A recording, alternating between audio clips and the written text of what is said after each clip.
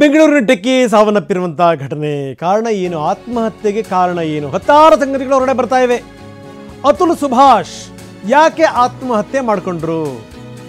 ಇದು ರಾಷ್ಟ್ರ ಮಟ್ಟದಲ್ಲಿ ದೊಡ್ಡ ಸಂಚಲನವನ್ನು ಸೃಷ್ಟಿ ಮಾಡಿದೆ.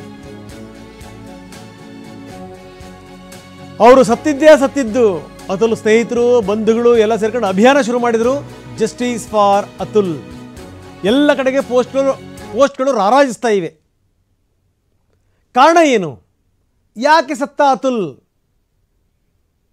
ಅತುಲ್ ಸುಭಾಷ್ ಸಾವಿಗೂ ಮೊದಲು ವಿಡಿಯೋ ಮಾಡಿದ್ದು, ನಾನು ನೋಡಿ ಎಲ್ಲೆಲ್ಲಿಗೆ ಹೋದೆ, ಏನು ಎತ್ತ, ಯಾರ್ಯಾರು ಯಾವ್ಯಾವ ರೀತಿ ತೊಂದರೆ ಕೊಟ್ಟರು ನನಗೆ, ನನ್ನ ಹೆಂಡತಿ ಹೆಂಗೆ ತೊಂದರೆ ಕೊಟ್ಟಳು, ನನ್ನ ಅತ್ತೆ ಹೇಗೆ ತೊಂದರೆ ಕೊಟ್ಟರು, ಪತ್ನಿ ನಿಖಿತಾ ಸಿಂಘಾನಿಯಾ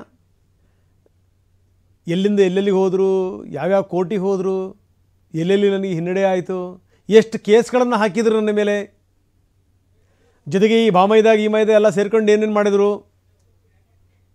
ಅತುಲ್ ಸುಭಾಷ್ ಸಾವಿಗೂ ಮೊದಲು ಒಂದು ವಿಡಿಯೋ ಮಾಡಿ ಸತ್ತಿದ್ದಾರೆ. ಪತ್ನಿಯ ಮೇಲೆ ಆರೋಪ ಮಾಡಿದ್ದಾರೆ, ಅತ್ತೆಯ ಮೇಲೂ ಕೂಡ ಆರೋಪ ಮಾಡಿದ್ದಾರೆ.